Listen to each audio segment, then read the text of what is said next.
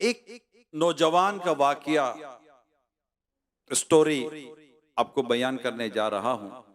ये अपने वालिदैन का इकलौता बेटा था, और जब बेटा इकलौता होता है तो काफी लाड प्यार से उसको पाला जाता है। इसका भी कुछ ऐसा ही मामला हुआ था कि इसे भी काफी लाड प्यार से पाला गया। वक्त के साथ साथ वो बड़ा होता चला गया। लाड प्यार की वजह से उसका जो दिमाग था वो खराब होता गया, यानी बिगड़ता चला गया। वो उसके अंदर वालिदैन की लिए को मोहब्बत, शफकत, प्यार और हमदर्दी का जज्बा उसमें था नहीं। माँ बाप के साथ बदतमीजी करता, इनके साथ बद अखलाकी करता, उल्टे सीधे अल्फाज कहकर माँ बाप को तकलीफ पहुंचाता। एक वक्त आया कि वालिद साहब का इंतकाल हो गया, और इसी तरह बाप को तकलीफ देता देता देता रहा। आखिर कभी बाप से इसने माफी ना मांगी, और वालिद साहब एक दिन दुनिया से रुखसत हो गए। अब माँ अकेली रह गई। वालिद की वफात के बाद भी इस नौजवान में कोई तब्दीली ना आई। वो जैसा था वैसा ही रहा, बदतमीज का बदतमीज, बद अखलाक का बद अखलाक, बेबाक था। माँ बाप के साथ तो बदतमीजी करता था, बाप के जाने के बाद अब माँ के साथ भी वो बदतमीजी, बद अखलाकी, तू तड़ा, अबे तबे से बातें करता। दिन ब दिन इसका रवैया खराब से खराब होता चला गया। माँ बहरहाल माँ होती है, इसके अंदर औलाद के लिए बेतहाशा मोहब्बत होती है। औलाद कितनी बिगड़ी हुई हो, माँ अपनी शफकत का और अपनी मोहब्बत का अंदाज बनाए रखती है। बुरे साथियों की दोस्तियों ने इसे मजीद बिगाड़ रहा। घूमना फिरना, उल्टी सीधी दोस्तों की हरकतें करना, ये इसकी प्रैक्टिस थी। माँ इसको मना करती। माँ को अच्छी तरह मालूम था कि बुरे साथियों की वजह से ये मजीद बिगड़ेगा, ये मजीद खराब हो जाएगा। वैसे ही इसका दिमाग है ही इस तरह का। माँ के लाख समझाने के बावजूद भी इसके अंदर कोई तब्दीली ना आई, और उल्टा ये माँ पर चढ़ाई कर देता, उल्टा सीधा बोलना शुरू कर देता। एक दिन माँ ने भी इसको खत्ती लिख दिया कि अब भी वक्त है, सुधर जा, मैं तुझे समझा रही हूं, सीधे रास्ते पर चल। अगर तूने अपने आप को ना बदला तो मैं अपने बड़े भाई के कहकर तुझे फिर अदब सिखलाऊंगी, यानी अब मैं तेरी शिकायत करूंगी, इन्वॉल्व करना पड़ेगा किसी ना किसी को तेरे मामले में।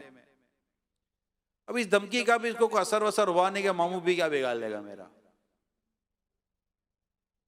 उसने और मजीद उल्टा सीधा बोलना शुरू किया, और मामू के बारे में भी जो मुंह में आया बकवास उसने कर डाली। अब उसकी उम्र बढ़ते बढ़ते 24 साल की हो गई। अट्टा कट्टा नौजवान, ताकत हाथों में बाजुओं में। कोई मुदाखलत करता तो उस पर बरस पड़ता, तुम होते कौन हो मेरे मामले में बोलने वाले। अभी इन्हीं हरकतों का सिलसिला इसका शुरू था कि माँ इसको मजीद समझाने लगी, उसको तलकीन करने लगी, उसको नसीहतें करने लगी। अब 24 साल का लड़का अब किसी काबू में नहीं आ रहा। इस पर बेटे का पारा चढ़ गया, और ये बेटा हुआ अब आपे से बाहर। जूता निकाला और मां को दे मारा। मां ने जूते से बचने की कोशिश की, मगर जूता उसकी कमर पर लगा। मां बैठकर ज़ारो कतार रोने लगी। वो अपनी किस्मत को रो रही थी कि ऐसा बदबख्त बेटा मैंने पैदा किया। वो अपनी अपने आप को कोस रही थी। होता है ना कि मेरे अपने आप को याद कर रही है, अपने अमाल याद करेगी कि ऐसा बदबख्त बेटा मेरे यहाँ पैदा हो गया कि मुझे मेरा बेटा जूतों से मार रहा है। उसको कहीं किसी किस्म की कि लड़के को कोई नदामत, को अफसोस नाम की कोई चीज नहीं थी। माँ इतनी तकलीफ देती, इतनी तकलीफ देती कि अचानक नाफरमान बेटे के लिए मां के मुंह से बद्दुआ निकल गई, बद्दुआ, और वो भी मां की। देती नहीं है ये मां बद्दुआ, यूं देती नहीं है, लेकिन मां के मुंह से निकल गई ना, ये कहते तीर कमान से निकल गया। अब ये नाफरमान बेटा जूता मारने के बाद घर से निकल गया, दोस्तों में चला गया, अपनी करतूतों में गया, हरकतें करने लगा जो दोस्तों में हल्ला गुल्ला करना होता है। थका हारा घर वापस आया, जाकर माँ को पूछता नहीं है, माँ गुस्से में आ गया था, दिमाग खराब हो गया था, तुझे मारा पीटा, माफ कर दे वगैरह होता है ना आदमी हमदर्दी। पता ही नहीं है कि माँ जी रही है, मर रही है, क्या था। थका हारा घर आता है, अपने कमरे में जाता है, जाकर सो जाता है। पूछा ही नहीं माँ को कि माँ तेरे का साथ क्या हो गया। वो माफी आफी तो बंदा मांगेगा नहीं मांगेगा, कुछ भी नहीं। सुबह माँ जब उठी तो वो तो सोया पड़ा हुआ था, माँ अपने काम में मसरूफ थी। जब इसकी आंख खुली नौजवान की, तो क्या देखता है कि वो जिस हाथ से इसने अपनी माँ को जूता मारा था वो हाथ ही काम नहीं कर रहा, यानी हाथ मफलूज हो गया, हाथ तो फालिज पड़ गया, पैरालाइज हो गया, हाथ कंप्लीटली पैरालाइज हो गया। उसने फौरन दरवाजा बंद किया और चीख चीख कर रोने लगा कि मेरा हाथ मेरा हाथ मेरा हाथ। अब मां उठकर अपने काम में लगी हुई थी, अचानक मां के कानों में आवाज आई कि मेरा बच्चा रो रहा है, चीख रहा है। मां तो मां होती है ना। मां जल्दी से कमरे की तरफ दौड़ी, दरवाजा खोला तो देखा तो बच्चा तो बिल्कुल उल्टा पड़ा हुआ है, 24 साल का नौजवान है, हाथ उसका काम नहीं कर रहा, मुड़ चुका है, फालिज लग गया है, चीख रहा है, रो रहा है, चिल्ला रहा है। अब मां क्या करती, मां ताना नहीं दे रही, मां ताना नहीं दे रही, देखा कुछ भी नहीं कर रही, ये मां होती है। मां आती है, बेटे को उठाती है, सीने से लगाती है, बेटा रो रहा, मां भी रो रही है। और बच्चा अब कह रहा है कि मां जिस हाथ से तुझे मारा था ना वो हाथ अब मेरा काम नहीं कर रहा, अब मैं क्या करूं। अब मां बेचैन परेशान, सारी उम्र की तकलीफों को भूलती हुई रब से दुआ करती है, मौला मैंने इसे माफ किया, तू भी माफ कर दे। मगर मेरे प्यारे इस्लामी भाइयों, ये स्टोरी कुछ और है। मैंने वाकया सुनाते सुनाते कह दिया, तीर कमान से निकल चुका था। मां ने अपने रब के हुजूर अर्ज की, मौला माफ कर दे, मगर कहानी यह है, और जिससे यूं कहा जा सकता है कि अल्लाह पाक ने गोया इसके लिए फैसला फरमा दिया कि अब इसका हाथ सही नहीं होना। इसने अपनी मां पर जुल्म किया, इसने मां के साथ ज्यादती की, और आखिरकार इसका लड़के का हाथ फालिज हो गया और जिंदगी भर के लिए मोहताज और माजूर बन गया। अल्लाह अल्लाह अल्लाह। मेरे प्यारे इस्लामी भाइयों, ये बात समझने की कि बंदा अपने माँ से कोई या बाप के साथ कोई सा जुल्म, कोई सी ज्यादती कर बैठता है, और अल्लाह पाक को इस कदर वो उसका अमल नापसंद होता है, इतना अल्लाह पाक उस पर मतलब इस मामले में अल्लाह कितनी भी नाफरमानी कर बैठता है कि वो समझे कि वो बहुत बड़ी भूल खा जाता है। आज मेरा बयान आप समझ गए कि क्या है। माँ बाप, अल्लाह पाक हमारे माँ बाप को सलामत रखे। हर औलाद गौर करे कि इसने अपने माँ बाप के साथ क्या किया है। उससे हाथ उठाया, उसका हाथ फालिज हो गया।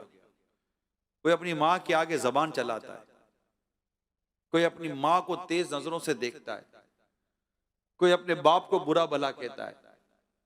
अभी पिछले दिनों में लाइव प्रोग्राम कर रहा था, उसमें मेरे इस्लाम भाई बता रहे थे, वो कहीं जुम्मा पढ़ाते थे, तो कहा मैं जुम्मा पढ़ कर बाहर निकला तो मैंने देखा कि एक नौजवान एक बूढ़े आदमी को मार रहा है, मार रहा है, मार रहा है। मैं भी परेशान हो गया कि ये नौजवान है कौन, एक बूढ़े आदमी को मार रहा है। बाद में पता चले बूढ़ा आदमी इसका बाप था, बाप को पीट। ये कराची की बात कर रहा हूं मैं, गांव देहात, किसी ऐसे इलाके की बात नहीं कर रहा। कराची की बात कर रहा हूं कि बेटा अपने बाप को मार रहा था। और ऐसे मैंने कई वाकयात पढ़े हैं कि बेटा मां के ऊपर जुल्म करता है, मां की जायदाद के पीछे पड़ा हुआ है, मां के माल के पीछे पड़ा हुआ है, मां ज्यादा बोलती है तो वो गुस्सा कर देता है। ऐसे तक वाकये पड़े जिससे गरम स्त्री मां की पीठ पर लगाई है। कैसे लोग हैं ये, कैसे लोग, जरा सोचे तो सही। कोई माँ बाप के लिए कोई रहम, कोई माँ बाप के लिए कोई इज्जत, कोई माँ बाप की कोई अहमियत है या नहीं है? मेरे प्यारे इस्लामी भाइयों, जब माँ बाप बूढ़े हो जाए ना, इनके आगे उफ तक कहने की इजाजत नहीं है। यानी कोई ऐसा जुमला जिससे माँ बाप को तकलीफ पहुंचे। क्या है, क्या पीछे पड़ गई है? हमारे यहाँ तो बीबी, मैं ये कह सकता हूं कि हर तरफ ऐसा माहौल नहीं है कि इज्जत वाला, लेकिन फिर भी हमारी सोसाइटी में, हमारे कल्चर में अभी कुछ ना कुछ माँ बाप के ताल्लुक से कहीं ना कहीं को रिस्पेक्ट वाला माहौल मिलता है। लेकिन अगर आप मुल्क से बाहर वेस्टर्न कंट्री में जाए, you old man, you old women, उठाकर फेंक देते माँ बाप को, उठाकर फेंक देते, चाहिए नहीं माँ बाप। क्या हो गया? माँ बाप ने कभी उठाकर फेंका है आपको? वो पहली खांसी जो हमें बचपन में हुई थी, मां कितनी तड़पी होगी। वो पहला बुखार जब हमें था, बाप कितना बेचैन हुआ था। वो ऑफिस से आते हुए, काम से आते हुए, पहला फल जो बाप ने देखा था, उसको बेटा याद आया होगा, आज अपने बेटे के लिए मैं आम लेके जाऊंगा, आज अपने बेटे के लिए सेब लेके जाऊंगा। याद है मैं बाप ने बिठाकर केले के छिलके उतारकर हमको खिलाने की कोशिश की, तो हम भाग गए थे और बाप पीछे भागा था हमें खिलाने के लिए। बाप घुटनों के बल चल चल कर आता था हमारे पास। कभी कोई याद है या नहीं है? भूल गए हो? कभी याद है कि माँ ने अंडा बना कर दिया था, कहा था माँ मुझे ये अंडा नहीं खाना, मुझे ये अंडा नहीं खाना, तो माँ ने कहा बेटा सब्र कर, तेरे को दूसरा अंडा बना देती हूँ। याद है या नहीं है कोई सी बात? मुझे शरबत नहीं पीना। आज भी इफ्तार के वक्त भी बच्चा जिद करता है, माँ 4-4 किस्म के शरबत बना कर देती है।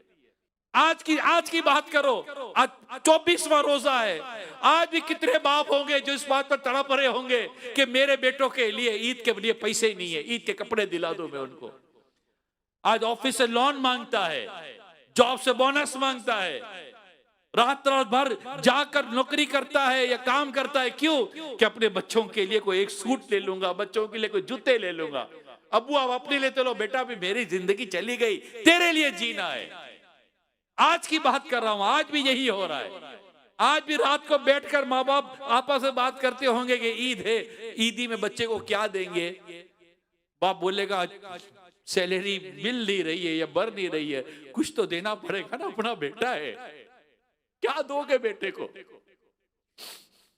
चलो कुछ बेचते हैं, कुछ करते हैं, उधार ले लेते हैं। अस्पतालों में जाकर देखो तो ये ऐसे ऐसे बच्चे पड़े हुए, ऐसे ऐसे बच्चे पड़े हुए कि डॉक्टर ने मना कर दिया माँ बाप को गोया के, लेकिन बाप है उम्मीद नहीं तोड़ रहा, जा जाकर कर्जा मांग रहा है कि मुझे मेरे बेटे का इलाज कराना है, मैं भर दूंगा, बोल रहा मैं भर दूंगा। और कई ऐसे बाप इस वक्त अस्पतालों में पड़े हुए होंगे जिनकी औलाद का पता तक नहीं होगा कि हमारे बाप के ऊपर बीत क्या रही है। क्या हाल हो गया हमारा। अपने माँ बाप के साथ इतनी ज्यादती कर रहे हैं, इतनी बेरुखी कर रहे हैं, इतना जुल्म करते माँ बाप के ऊपर। इसी तरह का एक नालायक और बेशर्म किस्म का बेटा था, बाप मर गया, बाप का इंतकाल हो गया था। अब बेटा मां को कोसता ही रहता था। बड़ा वाकया, मैं छोटा कर रहा हूं। बेटा मां को कोसता ही रहता था। मां क्या करे, मां जाए भी किधर, बेचारी अकेली है, एक ही जवान बेटा है, और उसको कोस कोस कोस कोस के मां को आधा बीमार कर दिया। और पता है क्या बोलता था, बुड्ढी ये तो बाप की पेंशन है जो तुझे मिलती है, वरना तुझे मैं अपने साथ रखूं, गाड़ी में ले जाता, बाप की पेंशन लेता और मां के हाथ तक में ना देता, और जाकर पेंशन के पैसे उड़ा देता। मां कुछ बोलती तो मां को 2 बातें सुनाता। इसी तरह माँ की नाफरमानियां करता करता करता करता माँ को सताता सताता बड़ा हो गया और बड़ा हो गया। एक दिन दोस्तों के साथ बाहर घूमने चला गया पीछे उड़ाने के लिए, माँ को देने के लिए कुछ भी नहीं था इसके पास। जब दोस्त मुल्क घूमकर वापस आया, कार के अंदर कार तेजी से जा रही थी, कार का एक्सीडेंट हो गया। 4 या 5 दोस्त थे, सबसे ज्यादा चोटें इस लड़के को आई। इसको अस्पताल में एडमिट करवाया गया, बहुत कुछ इलाज करवाने की कोशिश की गई, लेकिन पता चला कि लड़का मोहताज और माजूर हो चुका है, माजूर हो गया। और माजूर होके जो पैसे मिलते हैं ना बाद ममालिक के अंदर, माजूर हो जाता है को मोहताज हो जाता है, उसको पैसे मिलते हैं। सजा देखो, जो माँ को पैसे के लिए लेके जाता था ना, आज वो दिन आया कि व्हील चेयर पे बैठकर खुद अपनी मोहताजी के पैसे लेने के लिए उसी तरह जाता था। माँ को सताने का अंजाम, बाप को सताने का अंजाम। ए मेरे प्यारे इस्लामी भाइयों, अगर माँ बाप जिंदा है ना, इनकी कदर कर लो, इनकी कदर कर लो, इनकी इज्जत कर लो। इनको एक बार ये कहते हैं ना, वाली साहब को लेकर बैठकर एक बार बैठे, अबू बैठे, अबू बैठो, आप बोलो बेटा क्या बात है, पैसे चाहिए? नहीं अबू आज पैसे नहीं चाहिए। कोई काम है? नहीं अबू कोई काम नहीं है। कहीं जाना है? नहीं अबू कहीं नहीं जाना। बेटा खैरियत? क्या बात है? कदमों में बैठे आप बाप के, घुटनों पर हाथ है बाप के, बाप के मुंह पर एक नजर शफकत की देखो, और बाप को बोल अबू आज जी कर रहा है, किस चीज का? आपका शुक्रिया अदा कर लेगा। अबू जज़ाकल्लाह, अबू thank you, you are great, आपने हमें पाला पोसा बड़ा किया, कितनी तकलीफ उठाई अबू आपने, मैं आपका शुक्रिया। क्या कब्र पे जाके ही बाप का शुक्रिया अदा करोगे यार? जीते जी नहीं कर सकते क्या?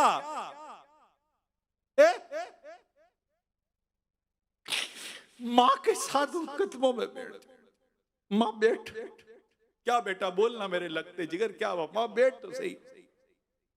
माँ बोले कि बेटा बोल, माँ तू बहुत अच्छी है, आप बहुत अच्छी हो, मैंने आज तक आपको बहुत सताया है माँ, मेरे हाथ जुड़े हुए माँ मुझे माफ कर देना। मुझे पता चला है कि अगर माँ नाराज हो तो मरते वक्त कलीमा नसीब नहीं होता, कलमा पढ़ नहीं सकता बच्चा जब तक माँ नाराज हो। माँ तुम मुझसे नाराज मत होना, आप राजी हो जाओ मुझसे, मेरे जितनी आपकी नाफरमानियां की है माँ मुझे माफ कर दो। फिर माफी मांगे कहना माँ आप बहुत अच्छी हो। जब मैं बचपन में बिस्तर में पेशाब करता था ना, माँ आप मुझे मेरे गीले पर सोकर मुझे सूखे पर सुला देती थी। रात रात भर जागकर माँ आपने मुझे दूध पिलाया है, और अब्बू को भी नहीं उठने देती थी, इस बेचारे की सुबह जॉब है। रात रात भर मुझे दूध पिलाती थी, सुबह मेरे अब्बू को नाश्ता देती थी। माँ आपकी कोई सैलरी नहीं है, आपका कोई बोनस नहीं है, आपका कोई अलाउंस नहीं है, और जिस दिन ईद के दिन सब छुट्टियां करते, माँ सबसे ज्यादा मेहनत तुमने की है, सबसे ज्यादा काम मेरी माँ आपने किया है। और जब मेरे दूसरे भाई बहन आए ना माँ, तब भी आपकी ये आप ही हो माँ, ये आप ही हो, कोई ये ना कर सके कि मेरे दूसरे भाई बहन भी आए, मगर माँ आपकी शफकत और मोहब्बत का दरिया इतना बड़ा था कि मेरी ना मोहब्बत भी कभी ना आई, और मोहब्बत भाई बहनों को भी तुम बांटती रही। माँ तेरी शफकत का दामन बहुत बड़ा है। जब मेरे पास नए कपड़े नहीं होते तो माँ आप ही ने अब्बू से सिफारिश की थी ना,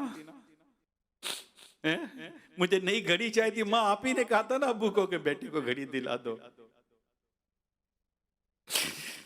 माँ मुझे माफ कर दे, मैं तेरी खिदमत नहीं कर सका। मेरी माँ दुनिया में नहीं है मेरे प्यारे इस्लामी भाइयों, मेरे वालिद साहब भी नहीं है। मुझे पता है माँ बाप का दुनिया से जाना क्या होता है। मेरी मुझे पालने पोसने वाली मेरी खाला थी मेरी, जिसको मम्मा कहते थे, वो भी नहीं है। मुझे पता है कि ये साया चला जाए तो आदमी कितना बेछत का हो जाता है। जिनके जिंदा है उनकी कदर कर लो, उनकी खिदमत कर लो। इंशाअल्लाह ताला दुनिया में भी करम हो जाएगा, अल्लाह ने चाहा तो आखिरत में भी करम होगा।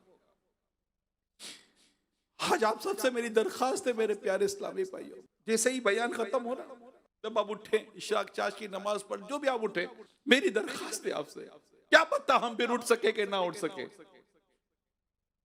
सबसे पहला काम आपने ये करना है। मेरी दरखास्त है आपसे, अगर आपके वालिदैन या दोनों में से कोई एक जिंदा है ना, मैसेज कर देना, सिर्फ इतना लिख देना, मुझे माफ कर दीजिए, बस सिर्फ इतना, मुझे माफ कर दीजिए, ये करके सो जाना। हो सकता है जवाब आएगा, खैरियत तो है बेटा, क्या हुआ था। ये फिर भी नहीं कहेगी कि तूने किस किस टाइम पर मेरे साथ क्या क्या बदतमीजी की थी। अब माफी मांगता है, और अगर कह भी देना तो फिर कह देना माफ कर देना।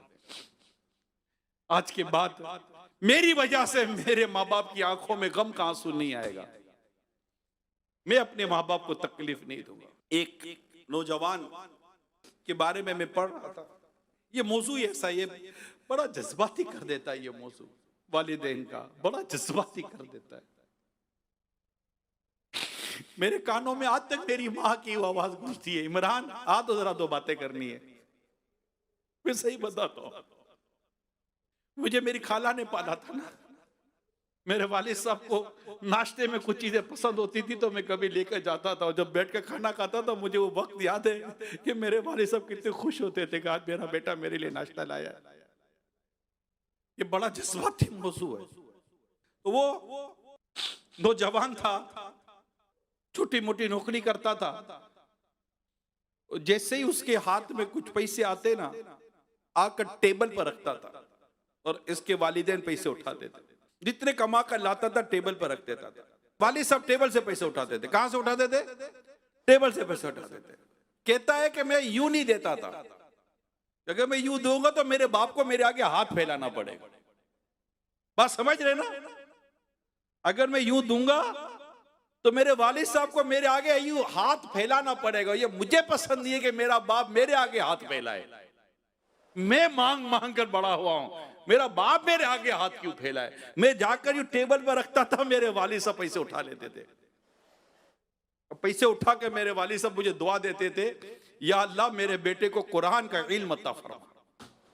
मेरे वालिद साहब एक ही दुआ करते थे, इसको कुरान का इल्म अता फरमा, इसको कुरान का आलिम बना दे। बेटा कहता है मैं रोजगार अपना छोटी मोटी जो भी मुझे रोजगार मिल जाता था कमा कर लाता था। एक दिन रास्ते में मैं जा रहा था तो मेरी मुलाकात एक आलिम साहब से हो गई। वो फतवा दिया करते थे। मुझे देखकर कहा कि नौजवान क्या मसरूफियत है आपकी। तो मैंने बताया कि छोटा मोटा रोजगार है करता हूँ। कहा बेटा आया करो हफ्ते में एक दिन, हमसे कुछ सीख लिया करो। वो नौजवान कहता है मैं इनके पास जाना शुरू हुआ और मैं सीखता, और देखते देखते उसके अंदर चूंकि एक सीखने की ख्वाहिश थी तो बहुत जल्दी वो सीखना शुरू हो गया और ज़हीन तालिब इल्म बन गया। पढ़ते पढ़ते पढ़ते पढ़ते इसने इल्म दीन हासिल किया और काफी क्वालिफिकेशन हासिल कर ली। राइट, काफी क्वालिफिकेशन हासिल की। इवन कि इसने पीएचडी के लिए अप्लाई कर दिया। अब वक्त था थीसिस लिखने का। पीएचडी करने के लिए एक मकाला लिखा जाता है, थीसिस लिखा जाता है। अब इसको थीसिस लिखना था।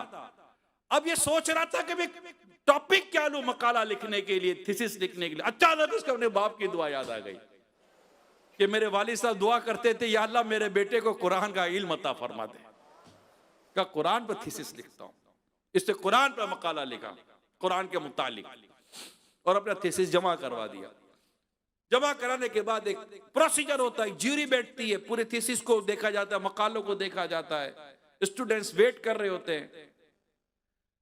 एक दिन आया कि वो स्टूडेंट्स जमा थे और ऐलान मतलब अनाउंस होनी थी थीसिस की कि किसको पीएचडी की डिग्री मिलनी है। तो जो ज्यूरी आई, यानी जो एग्जाम लेने वाले टीचर आए, यूं समझिए आप, जिन्होंने डिसीजन लेना था, उनमें वो शख्स भी था जिससे इससे पहले इल्म दीन हासिल किया था। वो देखकर हैरान हो गए कि ज्यूरी में ये शामिल है। उसने सारी जब रिपोर्ट्स पढ़ी तो वो फर्स्ट मैन जिससे इन्होंने इल्म दीन सीखा था, वो खड़े होते हैं, नौजवान के कंधे पर हाथ रखते हैं और कहा, पहली बार में मैं समझ गया था कि ये नौजवान कुछ बनेगा। और आज ज्यूरी फैसला करती है कि हम इसे इस्लामिक स्कॉलर की पीएचडी, और जो मकाला इन्होंने लिखा, मकाला हमारे यहाँ अप्रूव हो गया है और इसे पीएचडी की डिग्री हम दे रहे हैं। ये सुनते उसने रोना शुरू किया, नौजवान ने।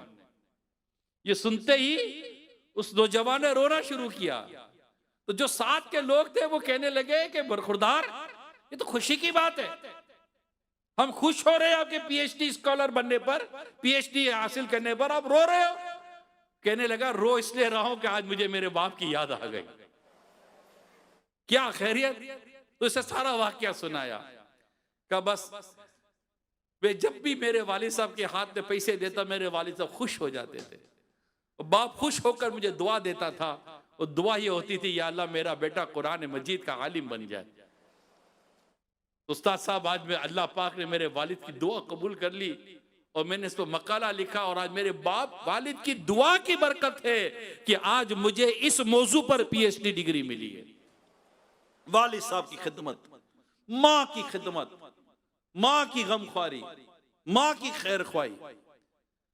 मैं आपको एक बात बताऊं, हजरत सैयदना अबू मूसा अशअरी रज़ी अल्लाह ताला अन्हु और हजरत सैयदना अबू आमिर रज़ी अल्लाह ताला अन्हु ने रसूल पाक सल्लल्लाहु अलैहि वसल्लम की खिदमत में हाजिर होकर अपने इस्लाम का ऐलान किया, इस्लाम कबूल किया।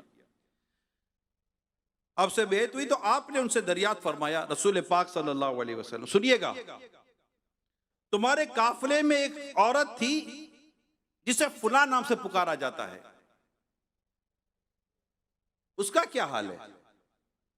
तुम्हारे काफिले में एक औरत थी जिसका नाम फुला था, उसका क्या हाल है? उन्होंने अर्ज की, हमने उस खातून को उसके खानदान वालों में छोड़ दिया।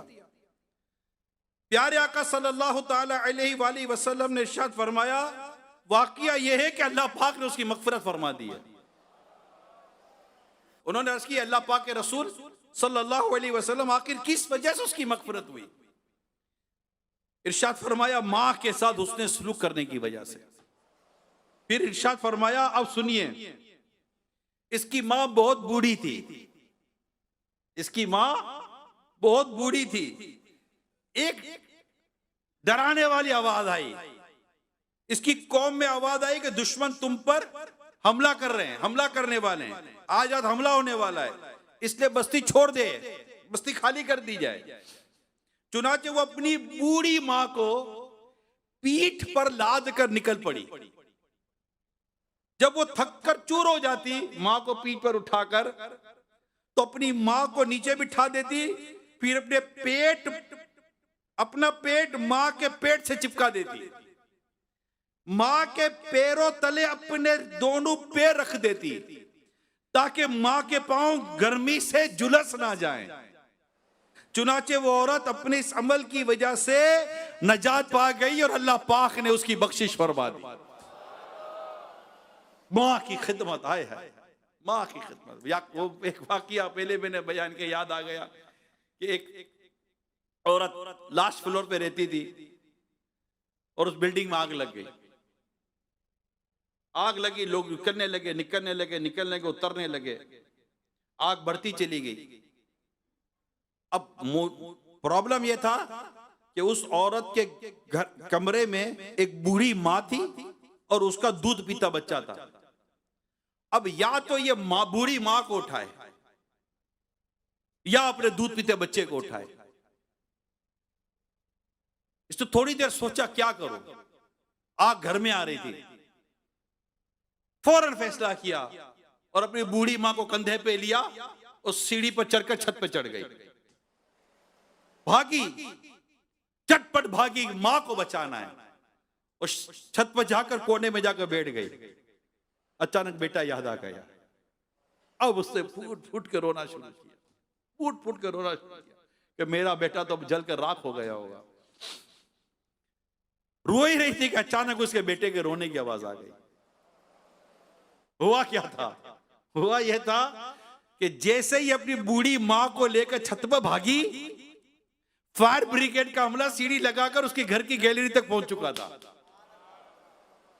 वहां यहां अपनी मां को लेकर छत पर भागी और यहां पर फायर ब्रिगेड का आदमी घर में जाकर इसके बच्चे को उठा रहा है। किताब में लिखा है कि इसने अपनी मां को बचाया, अल्लाह पाक ने मां के सदके में इसके बच्चे को बचा लिया। ये है मां बाप, ये है मां बाप। अल्लाह पाक हमें मां बाप का इताअत गुजार और फरमा बरदार बनाए और अल्लाह पाक हमें इनकी खिदमत करने की तौफीक अता फरमाए। और हमें बस अल्लाह पाक कभी ऐसा ना हो कि हमारे माँ बाप हमसे नाराज हो। हमने जिंदगी में बहुत सारी बेअमलियां की होंगी, एक बेअमली माँ बाप के साथ नाफरमानी भी है। अल्लाह पाक हमारे माँ बाप की जो जितनी हमने नाफरमानियां की हैं, हम अल्लाह पाक से भी माफ़ी मांगे और उसके प्यारे हबीब सल्लल्लाहु ताला अलैहि वसल्लम का वास्ता भी दें। आपको चंद हदीसें सुना देता हूँ कि अल्लाह पाक के आखिरी नबी सल्लल्लाहु अलैहि वसल्लम ने इरशाद फरमाया, आपसे सवाल किया किसी ने कि अल्लाह के नजदीक सबसे पसंदीदा अमल कौन सा है? फरमाया वक्त पर नमाज पढ़ना। मैंने अर्ज किया फिर कौन सा? फरमाया वालिदैन के साथ अच्छा सलूक करना। एक और हदीस सुनिए। एक रिवायत में है कि एक शख्स ने रसूल पाक सल्लल्लाहु अलैहि वसल्लम की खिदमत में हाजिर होकर अर्ज किया, या रसूल अल्लाह सल्लल्लाहु अलैहि वसल्लम, मैं आपके हाथ पर हिजरत की बैत करने के लिए अपने वालिदैन को रोता हुआ छोड़ आया हूँ। तो प्यारे आका सल्लल्लाहु अलैहि वसल्लम ने फरमाया, इनकी तरफ लौट जाओ और इन्हें इसी तरह हंसाओ जिस तरह इन्हें रुलाया था। माँ बाप पता है कितने करीम होते हैं, माँ बाप इतने करीम होते हैं। ये रिवायत का मैं पूरा मजमून अर्ज कर रहा हूँ, पूरी रिवायत का एक मजमून अर्ज कर रहा हूँ कि कुछ लोग जहन्नम की आग में जल रहे होंगे, रसूल पाक सल्लल्लाहु अलैहि वसल्लम इनकी तरफ जाएंगे कि इन्हें जहन्नम की आग से निकाला जाए। वो ईमान पर दुनिया से रुखसत हुए होंगे, बारगाह इलाही में अर्ज करेंगे कि मौला इन्हें भी। तो इरशाद होगा कि इन्होंने अपने माँ बाप को सताया है, इनको कैसे माफ किया जाएगा? तो प्यारे आका सल्लल्लाहु अलैहि वसल्लम इनके माँ बाप की तरफ तशरीफ ले जाएंगे और माँ बाप से इरशाद फरमाएंगे कि अपने बेटों को माफ कर दें। वो अपनी तकलीफों का बयान करेंगे माँ बाप। तो आका फरमाएंगे, आकर देख तो लो तुम्हारे बच्चों का क्या हाल है। जब वो देखेंगे जहन्नम में बच्चों पर क्या सजा हो रही है, तो वो बेकरार होकर कहेंगे, या रसूल अल्लाह, हमने हमारे बच्चों को माफ कर दिया। उस वक्त उनको जहन्नम से नजात नसीब हो जाएगी। यहां माँ बाप की शफकत और मोहब्बत हम सुन रहे हैं, मगर ये भी याद रखिएगा आखिर ये अमल किया मेरे मुस्तफा करीम सल्लल्लाहु अलैहि वसल्लम ने। आला तो दिखते हैं ना, उनके सिवा रजा कोई हामी नहीं, जहां गुजरा करे पिसर पे पिदर को खबर ना हो। तो प्यारे आका सल्लल्लाहु अलैहि वसल्लम को भी हमें राजी करना है, उनकी शफाअत हमें लेनी है और अपने माँ बाप को भी राजी करना है। तो आज कोई है नियत जिनको अल्लाह पाक ने वालिदैन का साया जिनका है कोई नियत करने वाले का हम आज ही अपने वालिदैन से माफी मांगेंगे? है कोई नियत करने वाले? बाहर इस्लाम भाई हैं, अंदर बाहर, जो ये नियत करेगा आज हम अपने माँ बाप को मैसेज करेंगे, माफी मांगेंगे, इनसे दरखास्त करेंगे हमें माफ कर दीजिए, और अगर ये दोबारा ये कोई नाराजगी का इजहार करेंगे तो फिर माफी मांगेंगे, फिर माफी मांगेंगे, फिर माफी मांगेंगे, इतनी मांगेंगे कि अपने माँ बाप को राजी कर लेंगे। कौन कौन नियत करता है? इंशाअल्लाह अज़्ज़ वजल माँ बाप को राजी करेंगे और माँ बाप की इताअत और फरमाबरदारी करेंगे। मगर एक बात आखिर में ये जरूर अर्ज कर दूं, माँ बाप की इताअत और फरमाबरदारी वही है कि जहां अल्लाह पाक और उसके प्यारे रसूल की नाफरमानी ना होती हो। अगर माँ बाप को ऐसा हुक्म करते हैं कि अल्लाह पाक और उसके रसूल सल्लल्लाहु अलैहि वसल्लम की नाफरमानी होगी, वो बात नहीं मानी जाएगी। और वालिदैन से दरखास्त करता हूं कि आपका एहतराम, आपकी फरमाबरदारी अल्लाह और उसके रसूल का हुक्म है। आपको ये बात ज़ेब नहीं देती कि आप अपनी औलाद को अल्लाह और उसके रसूल की नाफरमानी का हुक्म दें। तो इंशाअल्लाह अज़्ज़ व जल अगर हमने ये कर लिया, अल्लाह पाक ने चाहा तो माँ बाप भी राजी, रसूल पाक सल्लल्लाहु अलैहि वसल्लम से राजी हो जाएं, तो इंशाअल्लाह फिर अल्लाह पाक भी प्यारे हबीब के सदके में हमसे राजी हो जाएगा, रमजान भी राजी हो जाए और यूं हमारी मग़फ़िरत का सामान हो जाए। अल्लाह पाक अमल करने की तौफीक अता फरमाए। आमीन बिजाहि खातिम नबिय्यीन सल्लल्लाहु तआला अलैहि वसल्लम।